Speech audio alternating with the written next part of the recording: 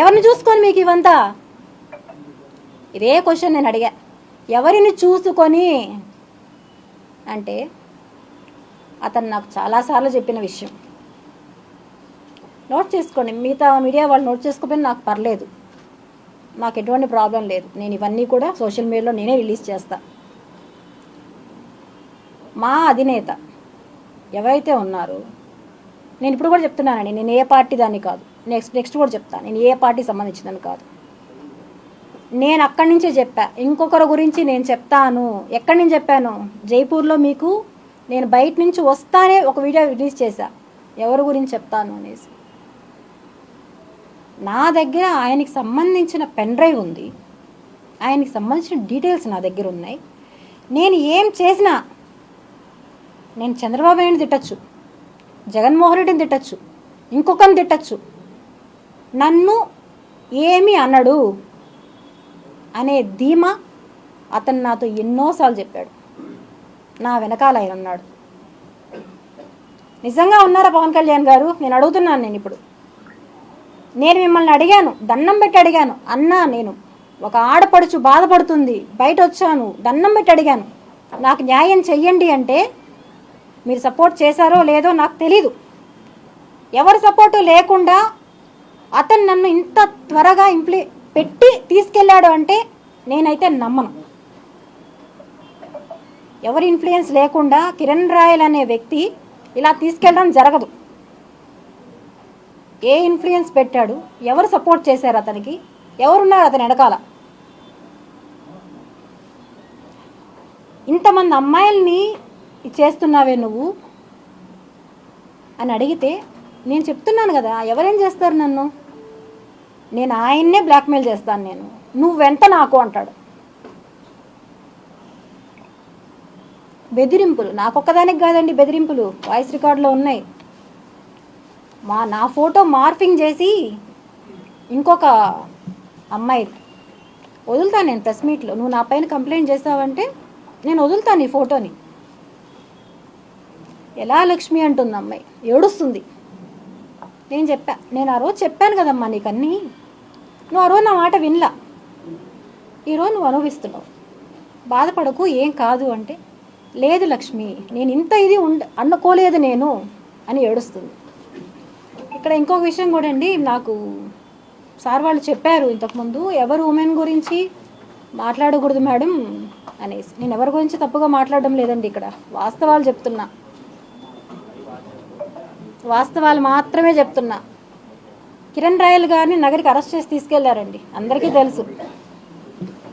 తీసుకెళ్ళినప్పుడు పిచ్చిదానిలాగా నేను వెనకాల పరిగెత్తాను. వాళ్ళ కారు మా అపార్ట్మెంట్లోనే ఉండింది, పిచ్చిదానిలా పరిగెత్తా వెనకాలే. ఎవరో ఫోన్ చేయలా, వాళ్ళ వైఫ్ వాళ్ళ కూతురు ఫోన్ చేసి డాడీని తీసుకెళ్ళిపోయారు ఆంటీ, ఇమ్మీడియట్గా రండి అంటే పరిగెట్టా వెనకాల. మీరు అక్కడ చూసుంటారు లేదో నాకు తెలియదు, ఎవరు చూసారు నన్ను లేదు, నేను అక్కడ ఉన్నా. ఆ మరుసటి రోజే అతని గురించి తెలిసింది, దాన్ని కవర్ చేసుకోవడానికి ఇంకో హై డ్రామా ఆడాడు. అవంతా ఓకే. విజయవాడలో హైకోర్టులో పిటిషన్ అయ్యాలి మొబైల్స్ కోసం అని చెప్పి నన్నే తీసుకెళ్ళి విజయవాడకి నా దగ్గరే ₹1,00,000 లాయర్ కట్టాలని చెప్పి నా దగ్గరే తీసుకెళ్ళాడు. అక్కడ బుక్ అయిన హోటల్, ఆధార్ కార్డ్ డీటెయిల్స్ అన్నీ కూడా నేను ప్రొవైడ్ చేస్తాను. అతను ఏవైతే మార్ఫింగ్ అంటున్నాడో ఇది. అండ్ మెయిన్ది, గనితో మాట్లాడాడు, అసలు ఏం జరిగింది అప్పుడు మీకోసం ఎవరు రాలేదా అని. మీరు తిరుచానూర్ పోలీస్ స్టేషన్లో వెళ్ళి సీసీ కెమెరా ఫుటేజ్ ఎవరిని అడిగారంటే వాళ్ళు ప్రొవైడ్ చేస్తారు. January 13, 2022 afternoon 3:30 to 6 o'clock footage అడిగి తీసుకోండి ఒకసారి, స్టేషన్లోకి ఎవరు వచ్చారు అని. మిస్టర్ కిరణ్ రాయల్ గారే వచ్చారు, ఇంకా వాళ్ళ పార్టీ వాళ్ళు వచ్చారు, అందరూ వచ్చారు. వచ్చి నన్ను కూడా తీసుకెళ్లారండి ఆ రోజు. అక్కడ ఈ అమ్మాయికి సంబంధం లేదు అని చెప్పి వాళ్ళే చెప్పి మిగతా ఇద్దరిని పంపించేశారు. నిర్దాక్షిణంగా వాళ్ళిద్దరిని పంపించేశారు. వాళ్ళిద్దరికి కూడా సంబంధం లేదు ఇందులో, వాళ్ళు విక్టిమ్స్. ఇక్కడ మొత్తం చేసింది మిస్టర్ కిరణ్ రాయల్. ఇది బయట రాలా. దానికి కిరణ్ రాయల్కి సంబంధం ఉందనే విషయం నేను ఇవ్వడం జరిగింది. చూడండి, అదే రోజున అతనికి సంబంధించిన అకౌంట్స్, వాళ్ళ చుట్టూ ఉండే అకౌంట్స్ అందరికీ నా దగ్గరే డబ్బులు వేయించాడు. దేనికి? వాళ్ళు తీసుకెళ్తున్నారు, వాళ్ళని తీసుకొచ్చేయాలి వెంటనే అని చెప్పి ఒక్కొక్కరికి 50,000, 50,000, 20,000 అలా అతని చుట్టూ ఉండే పిల్లోళ్ళకి. మీకు లింక్ కూడా పంపించున్నాము. ఈవిడ అకౌంట్ నుంచి బ్యాంక్ ట్రాన్సాక్షన్స్.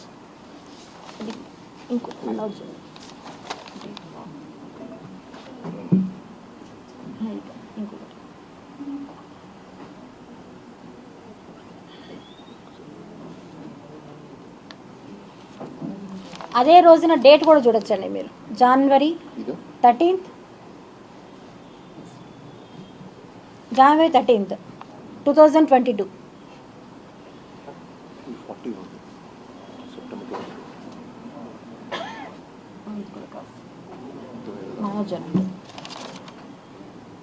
ఇతను చేసిన అన్యాయాలు ఎవరు అడగరా అండి? సంబంధం లేదన్నవాడు ఎలా చెప్పాడు? ఓకే సార్, అది మనం దాంట్లో ఇచ్చాం కదా, ఓకే ప్రాబ్లం లేదు.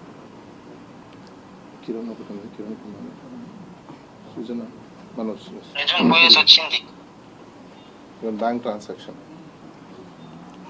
డేట్ చూడండి, నెంబర్ తీసుకోండి. ఆ నెంబర్ ఎవరిది? వీళ్ళంతా కూడా విక్టిమ్సేనండి, వీళ్ళందరూ కూడా విక్టిమ్సే. ఇంకోటి దీని లింక్ కూడా గూగుల్ లింక్ మీకు అందరికి షేర్ చేస్తున్నాము. బహుశా అందరికి వచ్చి ఉంటుంది అనుకుంటాను. దాంట్లో అన్ని ఎవ్రీథింగ్ మేము చూపించే ఫొటోస్ అన్ని మీ దగ్గర ఉంటాయి. Okay right. అందరూ విక్టిమ్సే, ఎవరికి వీళ్ళకి కూడా సంబంధం లేదండి. అతను తీసుకున్న డబ్బులే. అతని అకౌంట్ ఎప్పుడు వాడు, చుట్టూ ఉండే వాళ్ళ అకౌంట్సే వాడతారు. అబ్దుల్ గని ఎవరైతే చెప్పాడో అర్థమవుతుందా? ఇప్పుడు నిన్ను తొడుకోబోయేదానికి వారెంట్ ఇష్యూ అయిపోయింది. నిన్ను తొడుకోబోయేదానికి వచ్చింటారు. సింగ్ ఉన్నాడు కదా, గోపాల్ సింగ్, వాడికి వారెంట్ ఇష్యూ అయింది. అది కిరణ్ పోయి వచ్చింది వాస్తవం, నిజం పోయేసి వచ్చింది కిరణ్ అన్న. అర్థమవుతుందా? ఇప్పుడు నిన్ను తొడుకోబోయేదానికి పైకి వారెంట్ ఇష్యూ అయిపోయింది. నిన్ను తొడుకోబోయేదానికి వచ్చింటారు. కిరణ్ ఫోన్ చేశాడు.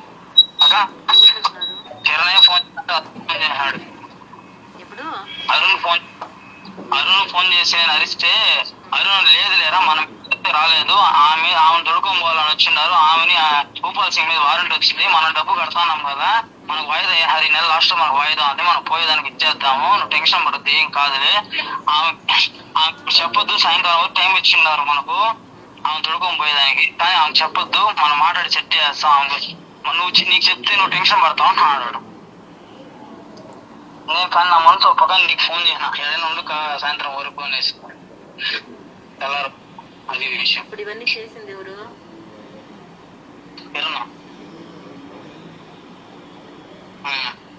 నాకు ఫస్ట్ ఫోన్ చేసిన ఆయన స్క్రీన్ షాట్ పెట్టా చూడక, నాకు నేను ఆ మనిషి ఫోన్ చేసి చెప్పినాడు. ఆ సీఏ ఇప్పుడు వచ్చిన ఫోటో అవన్నీ నాకు వాట్సాప్ చేసినాడు. జస్ట్ ఒక 15 నిమిషాలు. అప్పటి నుంచి నేను పెట్టేసి ఆటో ఇంటికాడికి వచ్చి మళ్ళీ అన్న ఫోన్ చేసి నీతో మాట్లాడి నీకు చెప్తామంటే వాడు ఆమె కూడా ఇప్పుడు ఏం చెప్పొద్దాం, ఒక టెన్షన్ పట్టి ఏం కాదు ఉంటూ మాట్లాడతాను, నేను సెట్ చేస్తాను, కిరణ్ నేను అరిచినాను, నీకు తిట్టుకుని వాడికి ఎందుకు నా చెప్తావు, వాడు టెన్షన్ నా కూడా ఎట్ట మాట్లాడతాడు అని అరిచినాక ఏమి కాదు వెయిట్ చేయన్నట్టు. అది విషయం. అందుకని ఇది ఇప్పుడుది కాదండి, ముందుది. ఇదే అబ్దుల్ గనీని తీసుకొని వచ్చి మాట్లాడి మ్యానిపులేట్ చేసి అన్నీ చేసి బెదిరించి కొట్టారో లేదో నాకు తెలియదు, అన్నీ చేసి మాట్లాడిచ్చాడు. ఈమె లక్ష్మి ఎవరు, నీకు ఎలా పరిచయం అని. దీనికి ఒక ఎగ్జాంపుల్ మాత్రమే ఇవి. ఈ సాక్ష్యాలు ఇంకా నా దగ్గర చాలా ఉన్నాయి. నగిరి కేసులో తీసుకెళ్లారని చెప్పాను, అక్కడికి ఆగిపోయింది ఇంతకుముందు. నేను మీడియా వాళ్ళకి ఇంట్రెస్ట్ ఉందో లేదో ఒకసారి చెప్పేస్తే నేను ఇదవుతానండి, లేదంటే నేను సపరేట్గా చెప్పమన్నా నేను ఓకే. ఎందుకంటే పార్టీ వాళ్ళది కదండి, నాకు మొన్నటిదాకా ఇది లేదు, ఇప్పుడు నాకు దృఢంగా నమ్మకం వచ్చేసింది. ఎందుకంటే అందరూ వాళ్ళ కోసం పనిచేస్తున్నారేమో నాకు భయం వేస్తుంది. నా పక్కన ఎవరూ లేరు అనేది కూడా నాకు తిట్టడం అవుతుంది సార్ నాకు. అంటే ఆవిడ భయం ఎక్స్ప్రెస్ నా చేస్తున్నారు. భయం సార్ అది. నేను ఎందుకంటే మీడియా మిత్రులు అందరూ మనకు తోడు ఉంటారు, మీరు చెప్పండి. నాకు భయం వేస్తుంది సార్ నిజంగానే. నాకు నాతో ఎవరున్నారో లేదని కూడా నాకు భయం వేస్తుంది అసలు. సరే ఫ్యాక్ట్స్ లో చెప్పేసి నగరికి తీసుకెళ్ళినప్పుడు ఎలా బయట వచ్చారు సార్ అతను? అంటే ఆవిడకున్న భయాన్ని ఎక్స్ప్రెస్ చేస్తున్నారు. సార్ నా భయం నాది సార్, నా భయం నాది సార్. అతని గురించి ఒకే ఒక మాట చెప్తాను సార్ లాస్ట్. నగిరి నుంచి అతను మరుసటి రోజు బయట రావడానికి గల కారణం, ఏకైక కారణం, అతని భార్య రేణుక ఎవరైతే ఉన్నారో ఒక మహిళకు ఫోన్ చేసి నీకు సంబంధించినవి ఇందులో ఉన్నాయి ఆ ఫోన్స్లో, ఇప్పుడు కానీ కిరణ్ బయట రాకపోతే అవన్నీ వాళ్ళకి వెళ్తాయి, నువ్వు ఎవరైతే ఇప్పుడు అరెస్ట్ చేపించారో ఆమెకు చెప్పి వెంటనే రిలీజ్ కావాలి, లేదంటే నీవన్నీ బయట వస్తాయని చెప్పి అర్ధరాత్రి 3 గంటలకు ఫోన్ చేయించింది. ఎవరు? రేణుక, ఆ మహిళకి. ఆమె కూడా ఓపెన్గా చెప్తున్నాను, రోజా గారి బంధువు, రిలేటివ్, సొంత ఫ్యామిలీ మెంబర్. దానికి సంబంధించిన ప్రూఫ్స్ నా దగ్గర ఉన్నాయి, కానీ ఇప్పుడు నేను ఇవ్వను, అవసరాన్ని నేను అన్నీ బయట పెడతాను.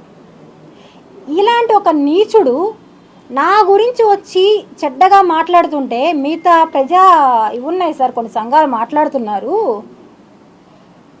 ఏంటి ఏమీ లేకుండానే లక్ష్మి వెళ్ళిపోయిందా, లక్ష్మి అలాంటిదా, లక్ష్మి ఇలాంటిదా అని ఒక కొటేషన్ పెట్టాడు, లక్ష్మి డాష్ డాష్ డాష్ అని. ఎవరిక్కడ డాష్ డాష్ డాష్? నీ భార్య. మొగుడు ఎక్కడ పోయినా పర్లా, దేంతో పోయినా పర్లా, నీకు డబ్బులు కావాలి. భార్య సపోర్ట్ లేకుండా ఏ మొగుడైనా ఇంతమంది ఆడవాళ్ళని మ్యానిపులేట్ చేసి ఇంటికి తీసుకొచ్చి బెడ్రూమ్లో తీసుకెళ్తాడా? నీ కుటుంబాన్ని తెలియకుండా తీసుకెళ్తాడా? నువ్వే ఇంట్లోకి వచ్చి నాకు ఇవ్వలేదండి, ఈ చెప్పిన వాళ్ళు చెప్తున్నారు, తీసుకెళ్ళి బెడ్రూమ్లో ఉండగా టీలు కాఫీలు భోజనాలు వాళ్ళకి కావాల్సినవన్నీ ఏర్పాటు చేసి అన్నీ చేసి అవసరం తీరిపోయాక అదే మహిళని ఇంట్లో తీసుకెళ్ళి దౌర్జన్యంగా కొట్టారు, దౌర్జన్యంగా. ఇలాంటి నీచుణ్ణి మీరందరూ దయచేసి అర్థం చేసుకొని, నాకు ఎలా చెప్పాలో కూడా తెలియట్లేదు, అతన్ని పనిష్ చేయాలి. నా ఫైట్కి నాకు తోడు నిలుస్తారని ఆశిస్తున్నాను. నేను ఫైట్ చేయడం నా డబ్బులు, నేను పోగొట్టుకున్నది నా డబ్బులు నాకు కావాలి, దానికోసం నేను ఎంతన్నా ఫైట్ చేస్తాను. నాకు న్యాయం దొరకాలి. నేను ఇక్కడ కూడా పోలీస్ వాళ్ళు నాకు ఇక్కడ వచ్చిన తర్వాత చాలా హెల్ప్ఫుల్గా ఉన్నారు, గ్యాదర్ ఎప్పటికప్పుడు అప్డేట్ ఇస్తున్నారు, మేడం మీరు సెక్యూర్గా ఉండండి మేము ఉంటాము అనేసి. థ్యాంక్స్ అందరికీ. మీడియా వాళ్ళకి ఒకటే చెప్తున్నాను, ఇలాంటి దుర్మార్గుడిని వదలొద్దండి. ఇతని వెనకాలన్న ఎవరున్నారో వాళ్ళ మీద ఎంక్వైరీకి అన్నీ వేస్తున్నారు, అన్నీ కూడా జరుగుతాయి. ఇలాంటి నీచుడిని అయితే ఎవరు నమ్మొద్దండి, నమ్మి మోసపోవద్దండి. అవునండి అబ్బాయి.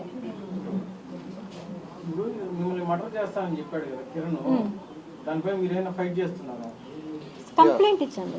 దానికి సంబంధించింది మేమైతే పోలీస్ స్టేషన్ లో కంప్లైంట్ ఇవ్వడం జరిగింది. కాకపోతే ఒరిజినల్ కంప్లైంట్ ఏదైతే ఉందో ఆ కంప్లైంట్ ని వద్దు అని చెప్పేసి అరెస్ట్ చేసి తీసుకెళ్లే రోజు మాడిఫికేషన్ కంప్లైంట్ ని సైన్ తీసుకొని ఈ రోజు పోలీస్ వాళ్ళు ఎఫ్ఐఆర్ కట్టారు.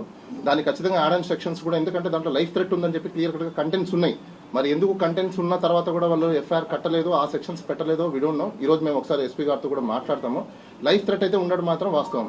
ఎందుకంటే ఈవిడ పోలీస్ స్టేషన్ నుంచి తీసుకొని రిమాండ్ అయిపోయిన తర్వాత, అంటే ఇక్కడ ట్రాన్సిట్ వారెంట్ ఇచ్చిన తర్వాత కార్లో వెళ్ళేటప్పుడు ఈవిడ దగ్గర ఉన్న గ్యాడ్జెట్స్ కావచ్చు, వాళ్ళకి సంబంధించిన మనుషులే అక్కడ ఉన్నారు, ఆ కార్లో కూడా ఉన్నారు. తర్వాత కిరణ్ రాయల్ గారు కూడా ఈవిడతో ఎవరితోనో చెప్పించేసి నువ్వు కానీ వీడియో ఇలా రిలీజ్ చేస్తే నేను నీకు అప్పుడే బెయిల్ ఇప్పిస్తాం చేస్తామన్నట్టు, కానీ ఆవిడ ఏది స్పందించలేదు. కానీ న్యాయం అనేది ఉంది కాబట్టి ఈరోజు ఆమెది ఎఫ్ఐఆర్లో ఎక్కడే కానీ ఆ కంప్లైంట్కి సంబంధించిన డీటెయిల్స్ కూడా మీకు ఇచ్చున్నాము. జైపూర్కి సంబంధించిన ఎఫ్ఐఆర్లో ఈవిడ పేరు లేదు. ఈవిడ పేరు రావడానికి రీజన్ కూడా మీకు చెప్తాను. అందులో గోపాల్ సింగ్, తర్వాత ఇంకొక ఎక్సో అనే పేరు, ఈ గని అబ్దుల్ గని అనే పేరు ఏదైతే ఉందో వీళ్ళ ముగ్గురు పేర్లే ఉన్నాయి. వాళ్ళ అకౌంట్ నుంచి ఈవిడ అకౌంట్కి డబ్బులు ట్రాన్స్ఫర్ అయ్యాయి. వీళ్ళ పేరు ఈమె పేరు పెట్టడానికి రీజను ఈ గని అనే అకౌంట్ నుంచో లేకపోతే XYZ ఈయన చుట్టుపక్కల ఉన్న అకౌంట్ నుంచి ఎవరైతే బాధితుల అకౌంట్ నుంచి డబ్బులు వెళ్ళాయో ఆ డబ్బులు థర్డ్ పర్సన్కి వచ్చాయి కాబట్టి ఈ నేమ్ యాడ్ చేయడం జరిగింది. ఇది మేము మెజిస్ట్రేట్ దగ్గర క్లియర్ కట్గా చెప్పిన తర్వాత ఫైల్ మొత్తం మెజిస్ట్రేట్ చూసిన తర్వాత అక్కడ ఆమె అన్ని అబ్జర్వ్ చేశాక రూల్స్ని ఎక్కడ రూల్ ఆఫ్ లాని పాటించలేదు తీసుకురావడంలో కానీ లేకపోతే ఈమె పేరు చేర్చడంలో కానీ ఏ దాంట్లో కూడా పాటించలేదు అని చెప్పేసి క్లియర్ కట్గా అక్కడ అర్థమైన తర్వాతనే అక్కడ కంప్లైనెంట్ ఎవరైతే కంప్లైనెంట్ ఇచ్చారో ఒక డాక్టర్ ఆయన కంప్లైంట్ ఇచ్చిన ఆయనే ఈవిడకి సంబంధం లేదు, ఈవిడ ఏది నాకు ఫోన్ చేయలేదు, ఈవిడ నేను అసలు ఏ రోజు గురించి కలవలేదు, మాట్లాడలేదు, చేయలేదని క్లియర్ కట్గా అక్కడ జడ్జి ముందర చెప్పడం వల్లనే జడ్జి దాన్ని నమ్మి నిజాలు చూసుకొనేసి ఇమీడియట్గా బెయిల్ ఇవ్వడం అయితే జరిగింది. అంటే ఎవరైతే మోసం చేస్తున్నారో మోసం చేసిన వ్యక్తి ఎప్పుడు కూడా మనం చూస్తూనే ఉన్నాం ఈ మధ్యకాలంలో డిజిటల్ అరెస్ట్లు అని చెప్పేసి లేకపోతే వాట్సాప్ గ్రూపుల్లో మీకు 10,000 పెడితే 20,000 రూపాయలు వస్తాయని చెప్పేసి ఇవన్నీ థర్డ్ పర్సన్స్ చేస్తున్నారు. పాపం చాలా మంది వాళ్ళకు తెలియకుండా బ్యాంక్ అకౌంట్లు, కేవైసీ డీటెయిల్స్ లేకపోతే తెలిసిన వాళ్ళు చెప్తున్నారు ట్రాన్స్ఫర్ చేస్తున్నామని చెప్పేసి మొబైల్ నెంబర్లు, యూపీఐ నెంబర్లు, బ్యాంక్ అకౌంట్లు అన్ని ఇచ్చేసి మోసపోయేది ఎవరంటే ఇచ్చేసిన వాళ్ళు మోసపోతున్నారు. ఎవరైతే అలా నమ్మించి మనకు తెలిసిన వాళ్ళు కదా అని చెప్పేసి మీరు నమ్మి వాళ్ళకి ఇస్తున్నారో వాళ్ళు మాత్రం హ్యాపీగా ఉంటున్నారు. ఈ రోజు ఈ కథ కర్మ కర్త డైరెక్టర్ మొత్తం ఎవరు అంటే ఈ ట్రాన్సాక్షన్స్ అసలు వీడికి ఏవి తెలియదు. అలాంటిది ఈవిడ్ని ఇన్పార్సినేషన్స్ కింద తయారు చేసి ఈ కిరణ్ రాయల్ అయితే ఎవరైతే ఉన్నారో ఆయనే మొత్తం క్రియేటర్.